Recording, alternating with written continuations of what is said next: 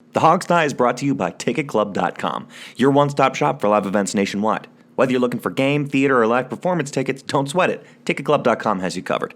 So make sure you're going there for all your live entertainment needs, and make sure you're clicking over to them from the banner at the top of thehogsnigh.com.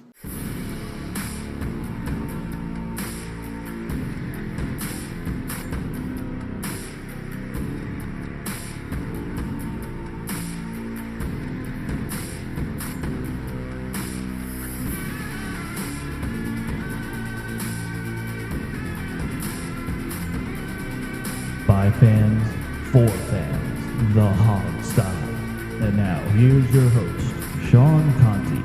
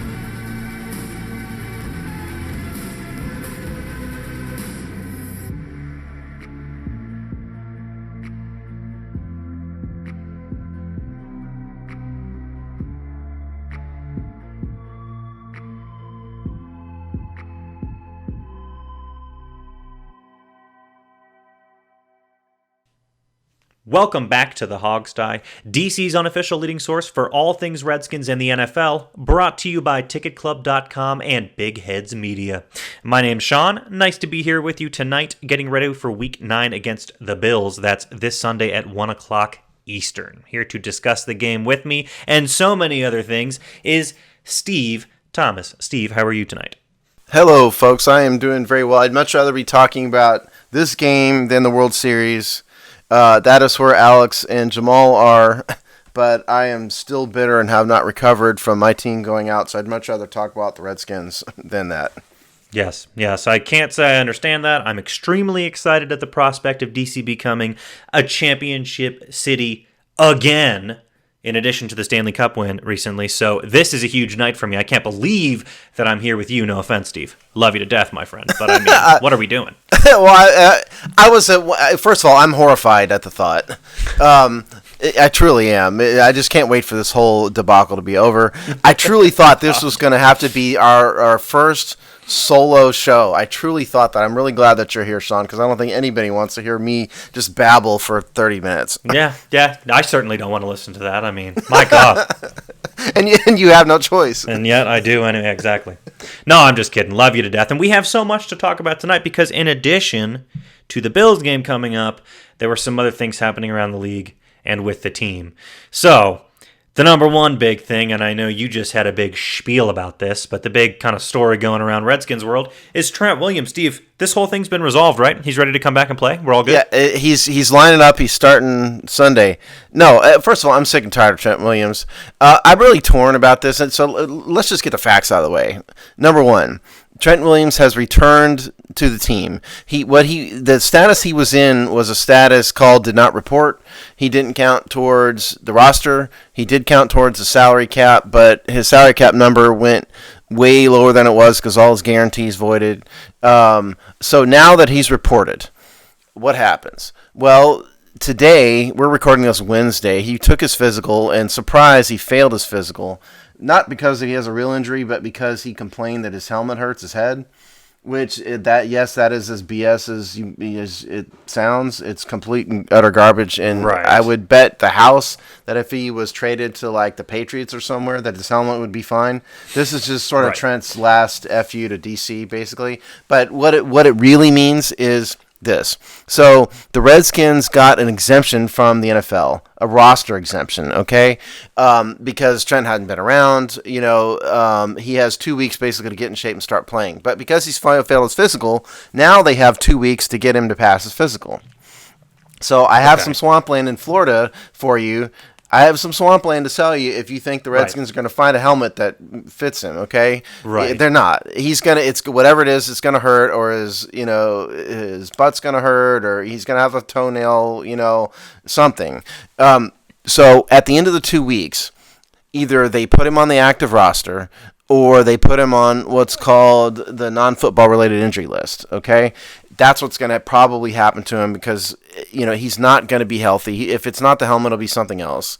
And so if he goes on the non-football related injury list, he doesn't count towards the roster, and they don't have to pay him. I wrote an article published Wednesday that goes a little bit into this in terms of what happens and whatnot. I'll spare everybody the boring part here, but the bottom line is, here's how it'll go. If he, for some reason, passes his physical and then decides he still doesn't want to cooperate and doesn't want to play, then the Redskins can bust him under the CBA in his contract and say you aren't participating. And not pay him anything. Yeah, screw you. You're Right. not paying. Okay. And also, then they're probably going to file a grievance on top of that says he's here, but he's not really here in mind and body and spirit. And so the whole year doesn't need to count, basically. But if Trent continues to pretend that he's injured, which is what he's doing, I'm sorry out there, and I'm not supporting Bruce Allen by saying Bruce Allen by saying that, but he's pretending. Yeah. Because his agent cooked this up and said, just tell him your head hurts. Yeah, I think you're right about that. Because if he does this and he gets put on the NFI list, this year will count, okay? Because that's like a legitimate thing under the CBA. NFI list is a legitimate thing. You don't have to pay him, but he's going to count, which is all he really cares about, clearly, is whether or not the year is going to count. Clearly, Trent doesn't care about the money because if he did, he would have been here weeks ago. And so if he gets himself put on NFI, then the year counts contract-wise and the year counts retirement-wise. And then at the end of the season, then he only has 1 year left on his contract. That's probably what's going to happen. Okay. I see. Either way, he's probably, no matter what happens, he's probably not going to get paid.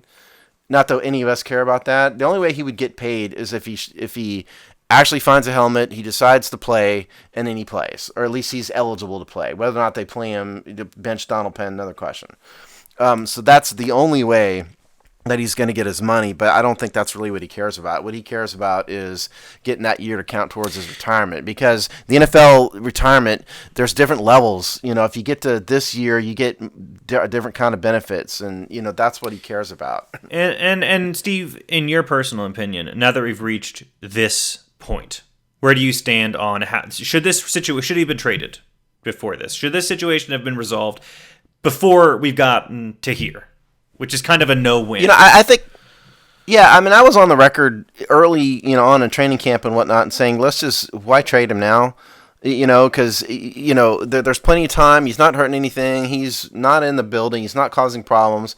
And the ownership or management could actually sit down with him and fix the problem. And Trent Williams is good enough that, that might happen. But the problem with that is that ownership didn't actually do anything in all these months. They just let him sit there. Yeah. That's the problem.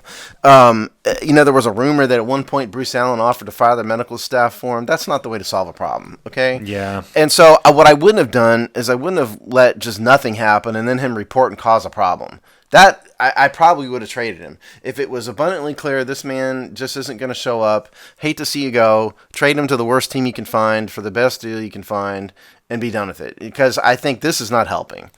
This wasn't what I ever intended by saying let's hang on to him. My hang on to him theory was let's sit down with him and make him happy because he's Trent Williams, for God's sakes. Yeah. This is not ever what I intended, so I probably would have traded him. Yeah. I mean, that certainly would have been light years better than the situation we find ourselves in now. Now, speaking of ownership letting players kind of fester and not do anything with them, the other thing we were going to kind of talk about tonight was the trade deadline and how it is now come and gone with none of these major marquee players that we've heard rumors about. This is where the Redskins' value is. They've got to part ways with these players, get something from them. Nothing has happened. So I know Jamal wrote a little spiel about this. I know we've all been talking about it, but how's this story striking you? Well, how it strikes me is I never thought Ryan Kerrigan would be traded. He was the number one guy I think they should have traded. I mean, we all love Ryan. I mean, in terms of what he's meant for the team and everything. But to me, Ryan Kerrigan is washed up, or at least is getting close to being washed up. It's been the perfect time to trade him. The problem, and Josh Norman, I don't necessarily think he's as horrible and the spawn of Satan like some of you out there do, but he's not been good for sure, and he's definitely not playing up to his contract. Josh probably could have helped some contending team, which we're not, but his number is so gigantic, I never thought he was going to get traded. Yeah. I thought Kerrigan was the guy who they probably could have traded. It's nothing but we're ready to win now. We've got a great culture, yada, yada, yada. Of course, no, I don't think I've ever heard the words rebuild, honestly spoken. Well, that's my point, is they don't ever admit that they're rebuilding. And if they're not going to do that, then they're going to hang on to Ryan Kerrigan. Because what do the Redskins do best of anything? Better than anybody else, they hold on to veterans. They hold on to names, because they think it's going to, they think they're all, Bruce Allen is famous for always saying, we're close. We're close. We're going to get there. And he's like this delusional person. And when you're like that, you're going to hold on to the Ryan Kerrigans of the world. Where it's like the Patriots. The Patriots have many times traded away veterans, right at the right time, and that's what they should do. And I knew that they weren't going to, but it's kind of like, let's hold out one last hope, Yeah, that's right. Now, some of the stories we're hearing about this is that the Redskins were purposefully waiting, to make teams desperate, that the prices were too high, that other teams were just kind of annoyed at the way Bruce and Dan were conducting themselves, and that's why a trade. We've heard a ton of rumors about why nothing happened, but all of them super negative and really bad, just terrible management. I mean, when there's smoke, there's fire, and I've heard nothing good. Well, this is what Bruce Allen does. Bruce Allen did the same type of thing with Kirk Cousins. The Redskins never actually made Kirk Cousins a full value 5-year offer. They never did. Because I can't remember what they are now, but I know what the numbers were. I wrote all about this. They never did it. But he got in front of one reporter and said, we tried, we made an offer, he didn't take it, right? And so what the team is trying to do now, trying to say, look, we tried to trade Trent. They were being unreasonable, and when in reality, when you ask for Ward, the defense, wasn't he the defensive player, rookie of the year last year? Or a Pro Bowler, when you ask for that, that's not going to be trade. That's a total non-starter. It's like going to, ask Kate Upton out. You see her on the street, right. You shoot your shot, it's not going to work, right? That's it, but you can say you tried, and that's what they're doing here. It was never intended to actually strike a deal, because this is what Bruce does. He's trying to deflect and put it on other people. Yeah. My God, man, what an S show. I mean, here we are again. We're gearing up. It feels like we're gearing up for the off season, even though we're here in like week 8 or 9 or whatever. But it feels like it's like we're in that mindset, and we're sitting here with a ton of veterans, like you said, like you perfectly pointed out. This is the perfect time to get rid of the Kerrigans, of a Norman. Guys like Adrian Peterson can't be here forever. This is the right time to get value out of what you have. And yet, once again, the deadline passes and nothing goes. I mean, I love Jamal's article. It was a quick little spiel he put out. But, I mean, it's true. It's just the ineptitude is mind-boggling. It is really crazy. Yeah, but, I mean, I just think anybody who thought it was really going to happen is just not facing reality. I guess, I at least somebody. We've got 3 or 4 people that we could get probably some value out of, or some substantial value out of, and at least expect to see someone get moved, but no one. I mean, I don't know. I just never thought. Again, that's just not how they operate. Yeah, no, you're right. Of course, you're right. The Redskins don't admit anything to themselves. They never do. And the truth of the matter is that all the talk was just smoke anyway. There weren't a lot of players. There was only one trade at the trade deadline, and that was a salary dump. Who was it? The Rams dumped a keep, wasn't it? The Rams, dumped somebody onto the Dolphins. That for a salary, that was all there was. And so it's not like basketball. I always thought it was going to be a total zero. Always thought that for us. Oh my gosh. Okay, delightful.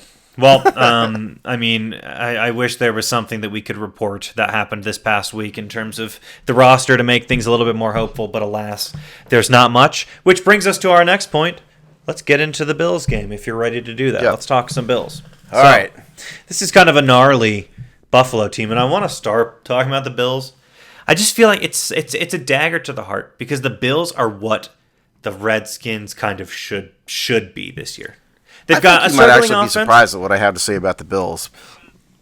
Well, let me just defend my point then, and then by all means. But, I think this is a team with a struggling offense, a young offense that's kind of trying to come into its own, and a darn good defense. And this is what we wanted to say about the Redskins coming into this season, and it just hasn't come out. So the Bills is just sad. It's like looking into a mirror of what we should have been. But to a certain extent, yeah. Well, first of all, injuries real fast. As of Wednesday, DeShazer Everett, Monte Nicholson, Adrian Peterson, Chris Thompson, all DNP. Peterson probably just had a day off. Thompson is, still getting better, and then the two safeties, Lord knows. Vernon Davis and Jeremy Reeves and Case Keenum are all in the concussion protocol. Oh, boy. They were all limited. And yes, there was this Keenum practice to a certain extent. That doesn't mean anything, okay? How the concussion protocol works is you get cleared to practice, then you have to get cleared again to play, okay? So all this means is he was cleared to go practice on a limited basis. Vernon Davis has been in that status for like 2 weeks, so don't read anything into that. And on the Bills side, our buddy Lorenzo Alexander, DNP, Maurice Alexander, and our buddy Ty and Secchi, all DNP. So that's injuries. Yeah, all right. Ty and Secchi. So, Bills. Here's the thing. Josh Allen sucks. Okay? That's a little harsh, but he sucks. I didn't like him in college. I didn't like him in the draft. I don't like him now. His saving grace, if you don't know this, is he's a runner. Okay? This is what has made him tolerable, is he can run. He can really run. I give him that. Congratulations, buddy. You can run. He's got 53 carries, 235 yards, 3 touchdowns, 4.4 yards per carry. But in terms of passing ability, he's never been accurate. He's not accurate now. He wasn't accurate then. He's not going to be accurate. He is, you want specific numbers, 60.1% completion percentage. And this is in an era when everybody's over 65 who's any good, 80.4 quarterback rating, which is 28th in the NFL. I don't think much of him as a quarterback, but the thing, you have to stop him from scrambling. And so if you're talking Bills offense, you're talking Frank Gore and Josh Allen on the ground. That makes it go. And then, they do have, they got Cole Beasley, who's been a thorn in the Redskins side for years, and they've got John Brown. It's those 4 guys. It's Frank Gore, Josh Allen on the ground, John Brown, and Cole Beasley. That's the offense. And I just don't think Josh Allen is what they think he is, and I think a lot of Bills fans are disillusioned with him too. Yeah, fair enough. I mean, look, he's a young guy. He's not super sure of himself. They have some issues on their offense. You're totally right in what you say. I mean, the rushing game is what it comes down to. That's kind of like their only stat that they have. They are top 10, though, in rushing, which is something to look out for. I mean, we're not super great at defending that. So, I'm sorry, in yards a game at least. In yards a game, average their top 10 category in rushing. So, absolutely. That's all I'm going to say. They're a scrappy team. And when you add in the Cole Beasleys and the other couple weapons that they have on offense, they've got some potential. They're not going to light us up necessarily, but they've got some potential. And you also never know what to expect from our defense. But you also have to take this in context, okay? Because I saw these numbers. We're going to get to their defense. They've got like crazy defensive numbers. Oh, yeah. We're going to get to that. Yeah. But listen to this. They've played every drag of the NFL, okay? Yeah. They've played the Jets, the Giants. Their first 3 weeks are the Jets, the Giants, and the Bengals. Yeah. Then they played the Titans, who have their issues. Then the Dolphins. You want to know? And the Dolphins played them tough. The Dolphins, they were losing to the Dolphins, I think, for at least half of that game. Yeah, this is the same team that we beat, the Dolphins. Yeah. I think the Redskins would have a dramatically better record if they played the Jets and the Bengals and the Titans. Okay, the Redskins would have won a couple of those games, and the 2 teams that handled them, the Patriots and the Eagles last week. I watched that Eagles game. I wasn't that impressed with Buffalo. I'm not to say they're a terrible team, but I think they have dramatically outperformed their talent because of the teams that they've played. You give them the Redskins schedule, the Redskins have played a bear of a schedule. You give them that schedule, this team wouldn't be 5-2. Yeah. No, it's absolutely true. We call that the Patriots effect. I mean, that's that whole thing is you play a weak schedule, you look better in perpetuity. It's absolutely true. Yeah. No, you make a fair point. They've played some awful teams, and they've won ugly, I think is the way to put it. They've won ugly through the first part of the season. The only thing that you can say is, what are we? If we see the Redskins defense that we've seen kind of the last 2 weeks, That's one thing. If we've seen the Redskins defense that we saw for like the 3-4 weeks before that, that's a totally different thing. So, I don't know. It's really hard for me to call, what this game is going to look like. I've been saying forever that I think the Redskins defense is overrated. I still think that. The problem with my theory here is that the Redskins are one of those dregs, are one of those dregs in the NFL. Undeniable. We are the Jets and the Bengals and the Dolphins, who they have beaten. So I'm not saying that the Redskins should be favored. They're not favored. The line that I did was Bills -10, which is probably fair. I'm just saying I think this is one of these weeks where you need to take these stats in a little bit of context. They have great rushing stats. Can the Jets stop anybody? Can the Dolphins stop anybody? No. Can the Bengals stop anybody? No. They ran up 175 yards on the Bengals on the ground alone. The Eagles, another story. Eagles only had 98 yards on the ground. So it's I think you just need to take this in context. And in terms of the Redskins defense on this, you keep Josh Allen contained, make him beat you with his arm, which he can't do, and contain Frank Gore. You do that, you have a really good chance to win the game. That's the point. Yeah. It's the Redskins, so I'm not saying this is going to happen, but I'm saying that's the plan. Yeah, I think that's fair. Just the only thing that gives me pause and walks me back from that ledge of saying that they're a total sham and that this record is a function of easy teams. The only thing that keeps me from that is they've got some name recognition on this offense. Some guys on this offense have a history and a track record. So let's not sleep on them while also admitting your point, which I think is well made, which is that this ain't the Patriots over here. This is the Buffalo freaking Bills. Yeah, and but I think you made kind of the best point of all in the beginning, though, Sean. Truthfully, because I'm trying to give the alternate perspective here, but the Bills are kind of what we hope to be. They're not that great. They win ugly. They haven't been terrible. Their defenses has stopped who they need to stop. Yes, they're stopping the Dolphins, but they stopped them. And they're winning ugly on the ground and everything, but they're winning, which is not something the Redskins have done, and they haven't been a mess. The Redskins have been a total mess, so I think your point was probably the best point of all in the beginning. This is who we hope the Redskins could be and who they are not. Dude, if the team had come out this year and looked like the Bills and won ugly and gotten to this point 5-2 or whatever, you wouldn't see empty stadiums. You'd see some excitement because we don't need that much. We just need to see that we're on the right track like this team is showing. That's all that we need to see. I think the Redskins could attract 70,000 people to the parking lot of Piggly Wiggly, if they were just winning. Honestly, I think all this stadium stuff and, FedEx Field is a lousy place and blah, blah, blah. All that's just noise. Yeah. You just win and you can play anywhere. But that's another podcast, another show for the off season maybe.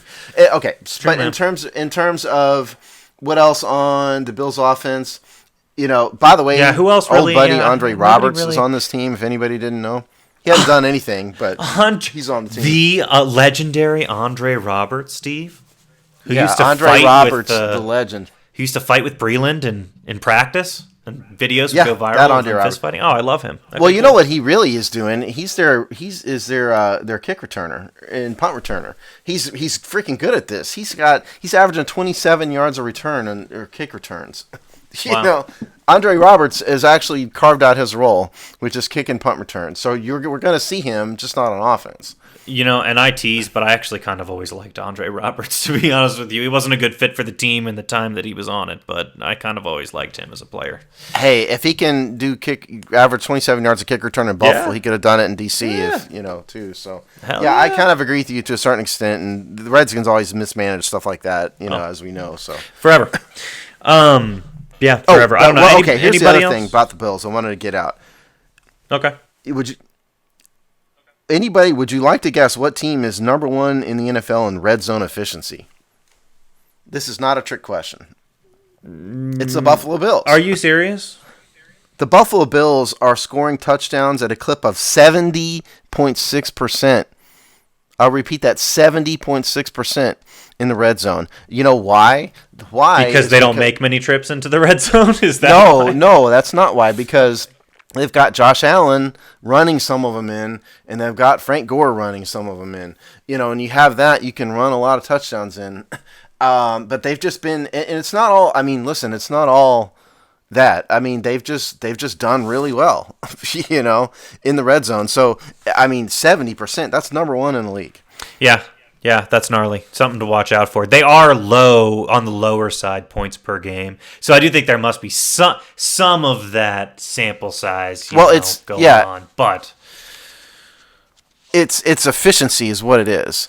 Once they get there, they tend to score. They just don't get there much because their offense sucks. Because Josh Allen is not a good quarterback. But once they get there, they can do well. And newsflash, you know who's really bad in the red zone? Couldn't possibly be us. Could be us. Redskins happen to be 31st in the NFL in red zone defense. I'm sorry, that was third down. Redskins are 12th in the NFL in red zone defense, which is 50%.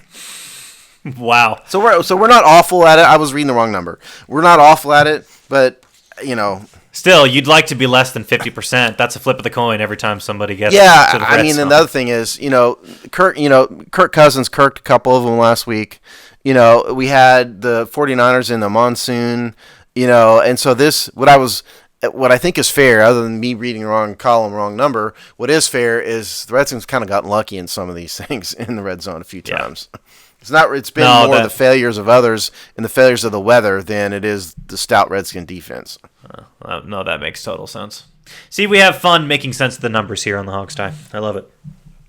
Even when I blow it, I still make a point. Yeah, see, point made. Okay, let's flip on to the other side of the ball, then talk a little Redskins offense against this stout Bills defense. Now, you told us that Case is in the concussion protocol, so I mean, no way of knowing, I guess. But do we want to? Is there any way to predict if we think we're going to see him?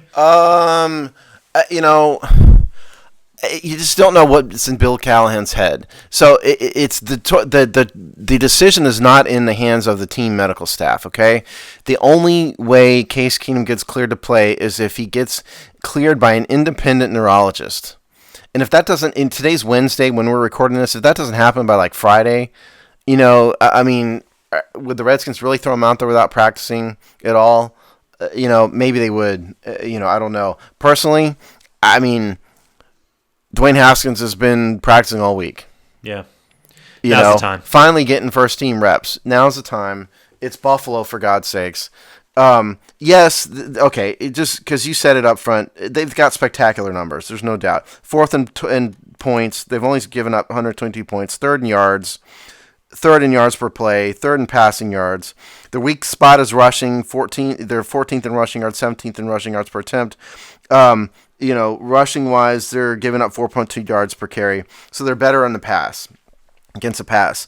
59% completion, 59.9% completion percentage. Quarterback rating, opposing quarterbacks only 73.7. But again, I gotta emphasize, I saw that and I panicked when I first saw this, and I realized they played Sam Darnold when he had mono, when he wasn't playing. Remember, Sam Darnold had mono at the beginning of the year. They played rookie Daniel Jones. They played the horrible, atrocious Bengals. They played the Miami Dolphins with, who were playing Josh Rosen, who's been terrible. They played Marcus Mariota, who hadn't been good. It's no wonder these quarterbacks, you and I could line up there and probably stop the Bengals. Yeah. So, I mean, these numbers are inflated, and they do not reflect the actual talent on this defense. Yeah, I think that's actually a really good point. I could see this game going two ways. Either, well, this is the most obvious comment in the history of all comments, but I could just as easily see us go out there and get creamed by them, and their defense is just as stout as we think it is, as I could see us go out there and expose them completely for being just padded by the teams that they've played. So in other words, that's a stupid comment because I'm saying it could go either way. You're saying they could either win or lose. Yeah. You could either win or lose in life. Exactly. Listen, the Eagles kind of expose this team, I think. I don't know if you guys watch this game out there, and obviously Eagles are a way better team than we are, but the Eagles haven't been all that great either. This year they killed us, but I mean everybody beats the Redskins. Yeah. But the Eagles put up 31 points on this defense. 31 points. I think listen, if Dwayne Haskins gets his act together, is competent this week, lean on Adrian Peterson. which is apparently the soft spot of the Bengals defense statistically. I mean, I do think the Redskins have a chance this week. I truly, truly do. I'm not crazy. I realize all this chaos is going on. But with a week, Haskins has to be better with a week of preparation. It just has to be. I'm kind of assuming that Haskins is going to have to play because most players don't get out of concussion protocol in a week. Yeah. They just don't. Maybe he will. Who knows?